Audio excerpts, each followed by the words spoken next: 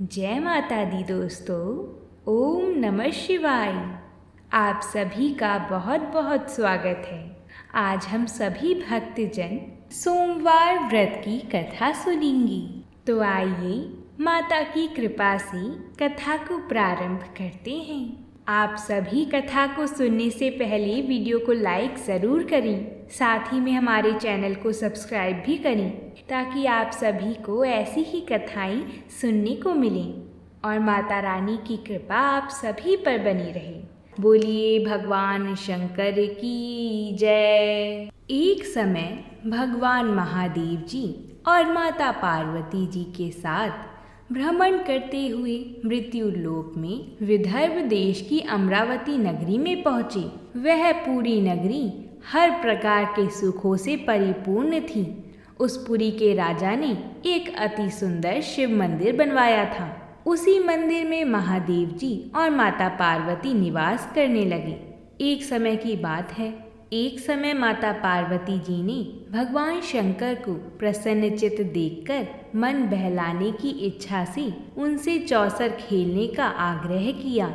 भगवान शंकर जी ने अपनी प्राण प्यारी की बात मानकर चौसर खेलना प्रारंभ किया। उसी समय उस मंदिर का पुजारी निमित्त बनकर मंदिर में आया और माता पार्वती जी ने उस पुजारी ब्राह्मण से एक प्रश्न किया कि इस चौसर की बाजी में किसकी जीत होगी। भाग्यवश ब्राह्मण बिना विचारे ही बोल उठा कि महादेव जी की ही जीत होगी। परंतु हुआ इसके विपरीत और थोड़ी देर में बाजी समाप्त होने पर माता पार्वती जी की ही जीत हुई। इस पर माता पार्वती जी को ब्राह्मण के झूठ बोलने के कारण बहुत क्रोध आया और उसको श्राप देने के लिए तैयार हो गई। यद्यपि महादेव जी ने पार्वती जी को बहुत समझाया, परंतु उन्होंने कुछ भी न मानकर ब्राह्मण को कोढ़ी होने का श्राप दे दिया। कुछ दिनों पश्चात पार्वती जी के श्रापवश होकर वह कोढ़ी हो गया और अनेक प्रकार के कष्टों को भोगने लगा।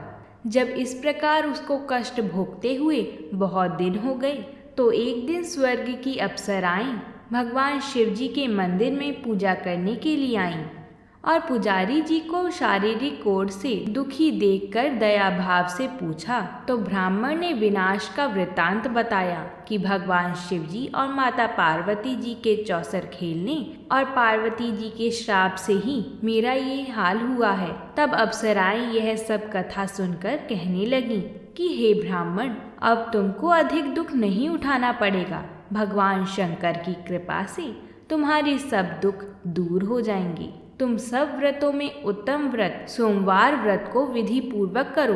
तब ब्राह्मण सोमवार व्रत की विधि को अप्सराओं से पूछने लगा।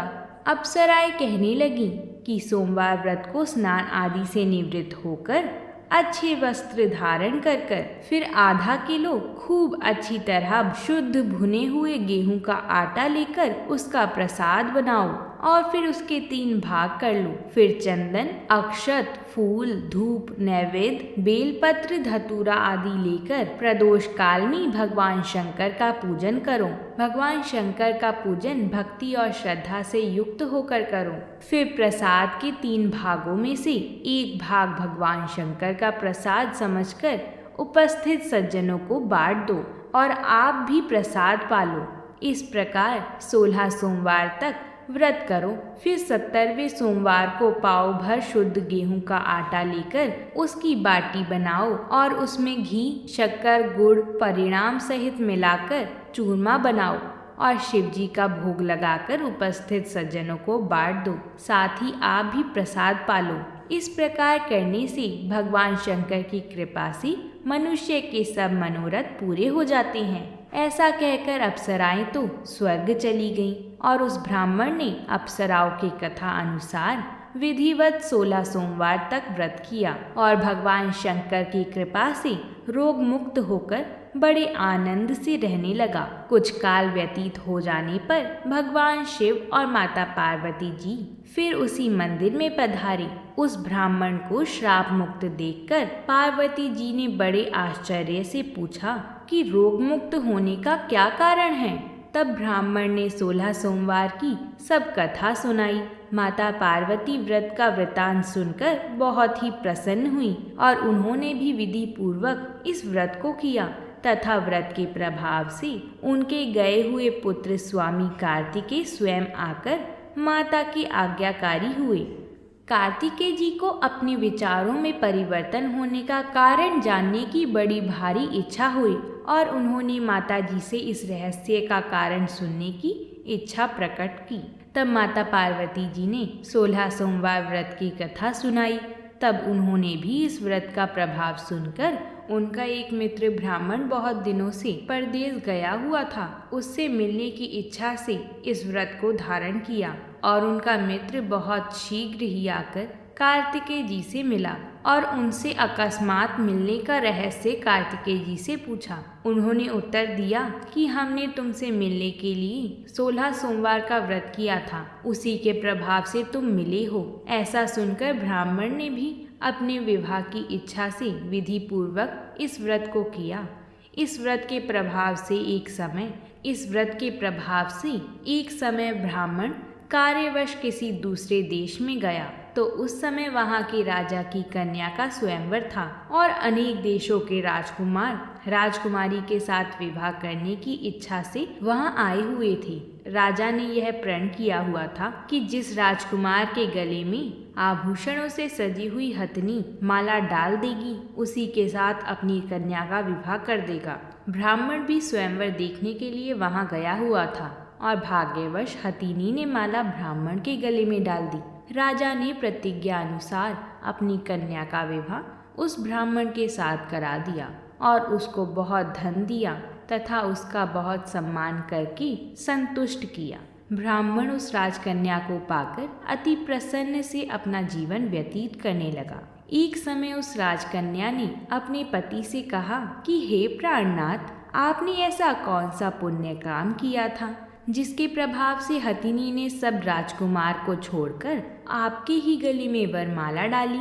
ब्राह्मण बोला कि प्रिय, मैंने अपने मित्र कार्तिकेय जी के कथा अनुसार 16 सोमवार का व्रत किया था। उसके प्रभाव से तुम जैसी रूपवान लक्ष्मी मुझको प्राप्त हुई हो। व्रत की ऐसी महिमा सुनकर राजकन्या को बड़ा आश्चर्य हुआ और पुत्र प्राप्त होने की इच्छा से व्रत करने लगी। भगवान शिव की कृपा से उसके गर्भ से एक अत्यंत सुंदर, धर्मात्मा, सुशील और विद्वान पुत्र उत्पन्न हुआ। माता पिता उस देव समान पुत्र को पाकर अति प्रसन्न से उसका पालन पोषण करने लगे। वह बड़ा हुआ तो एक दिन उसने अपनी माता से प्रश्न किया कि हे माता, आपने ऐसा कौन सा तप किया था जिससे मेरे जैसा पुत्र आपने अपने गर्भ में धारण किया। माता ने अपने पुत्र की प्रसन्नता के लिए वही 16 सोमवार व्रत का विधान कहा। जब पुत्र ने मनोवांछित फल देने वाले ऐसे सरल व्रत का वृतांत सुना तो वह भी राज्य अधिकार पाने की इच्छा से इस व्रत को करने लगा। उसी समय किसी देश के वृद्ध राजा के दूतों ने आकर उसको राजकन्या के योग्य समझकर कन्या का विवाह करके अति प्रसन्नता को प्राप्त हुआ। वृद्ध राजा के मृत्यु के पश्चात वही ब्राह्मण पुत्र राज्य सिंहासन पर बैठ गया, क्योंकि उस राजा के उस कन्या के अलावा कोई संतान नहीं थी। राज्य अधिकार पाने के पश्चात भी वह ब्राह्मण पुत्र सदैव 16 सोमवार का व्रत विधि पूर्वक करता रहा। वह 17वां सोमवार आया तो राजा ने पूजा सामग्री लेकर रानी को शिवालय चलने के लिए कहा, परंतु राजकन्या ने उसकी आज्ञा ना मानकर स्वयं शिवालय ना जाकर दास दासियों के हाथों सभी सामग्रियां भिजवा दी। जब राजा ने शिवजी का पूजन समाप्त किया तो आकाशवाणी हुई कि हे राजा, तुम अपनी इस रानी को राजमहल से निकाल दो, नहीं तो यह तुम्हारा सर्वनाश कर देगी। राजा को आकाशवाणी सुनकर बड़ा आश्चर्य और दुख हुआ और शिवजी की आकाशवाणी का सब वृतांत अपनी सभा में आकर सभी सदस्यों से कहा। सभासदों को यह सुनकर अत्यंत आश्चर्य हुआ और दुख हुआ कि जिस राजकन्या के कारण इसको राज प्राप्त हुआ, उसी को निकालने के लिए सब प्रपंच रच रहा है, परंतु राजा ने उसको निकाल ही दिया। रानी अति दुखित होकर अपने भाग्य को कोसती हुई नगर से बाहर चली गई। पैरों में जूती नहीं, नंगे पैर, फटे हुए वस्त्र पहनी भूख से दुखित रानी धीरे धीरे चलकर एक नगरी में पहुंची। वहां पर एक बुढ़िया कुछ सूत काटकर बेचने जा रही थी। रानी की दीन अवस्था देखकर कहने लगी कि तू मेरे साथ चलकर सूत बिकवा दे, मैं वृद्ध हूँ, कुछ भाव आदि का पता नहीं। रानी ने सूत की गठरी बुढ़िया के सर से उतारकर अपने सिर पर रख ली। अभी थोड़ी ही दूर गई होगी कि ऐसी आंधी आई कि बुढ़िया का सारा सूत पोटली समेत उड़ गया। बुढ़िया रोती और पछताती रह गई और रानी को अपने साथ से दूर रहने को कह दिया। तब रानी एक तेली के घर गई तो तेली के घर में जितने तेल के घड़े थे सब चटक गए। ऐसी दशा देखकर तेली ने उसको भाग्यहीन समझकर अपने घर से निकाल दिया। रानी इस प्रकार दुखी होकर एक नदी के तट पर जल पीने के लिए गई तो नदी का सब जल सूख गया। फिर रानी एक बाग में गई जिसमें एक बड़ा सुंदर सरोवर था। रानी जैसे ही जल पीने सीढ़ियों से नीचे उतरी, जल पीने के लिए उसने जैसे ही जल को स्पर्श किया वैसे ही नील कमल के समान जल में असंख्य कीड़े उत्पन्न हो गए और सारा जल गंदा हो गया। हताश होकर रानी ने अपने भाग्य को कोसते हुए इसी गंदे जल का पान किया और विश्राम करने के लिए एक पेड़ की शीतल छाया के नीचे गई तो पेड़ के सब पत्ते गिर गए। रानी जिस पेड़ के नीचे जाती उसी के पत्ते गिरने लगते। उस वन के पेड़ों की और सरोवर के जल को और सरोवर के जल की दशा देखकर उस वन के ग्वालों ने, जो वहां पर अपनी गायों को चराते थे और सरोवर में जल पिलाते थे, बड़े दुखी भाव से यह सब कथा अपने गुसाई जी को सुनाई। वह उसी नगर के एक मंदिर के पुजारी थे। तब सभी ग्वालों ने रानी को गुसाई के पास ले गए। रानी के मुख की कांति और शोभा देखकर गुसाई जी को समझ आ गया कि यह अवश्य किसी कुलीन वंश की अबला दुखित स्त्री है। ऐसा सोचकर गुसाई जी ने रानी से कहा कि मैं तुम्हें अपनी पुत्री समान रखूंगा, तुम मेरे आश्रम में रहो, यहाँ तुमको किसी प्रकार के कष्ट नहीं होंगे। ऐसे वचन सुनकर रानी को कुछ धीरज हुआ और वह आश्रम में ही रहने लगी। परंतु जो भी भोजन बनाती उसे तथा जो जल भर कर लाती उसमें कीड़े पड़ जाते। अब गुसाई जी को भी बड़ा आश्चर्य हुआ और दुख हुआ तथा वह कहने लगे कि पुत्री, तुझ पर कौन से देवता का कोप है जो तेरी ऐसी दशा हो गई।